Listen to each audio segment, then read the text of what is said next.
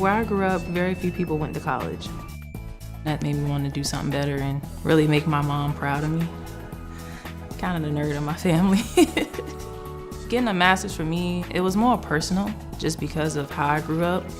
I wanted something where it was online, but I didn't want a school that was just all online based. The professors, they're so knowledgeable. They're definitely experts in their field, and they challenge you to think outside the box. It was tough. It was times that I wanted to give up, but I just kept telling myself 10 more weeks, 9 more weeks, 8 more weeks. And that's how I got through it. All my nieces, they want to go to college because of me. To be a positive role model for them makes me happy.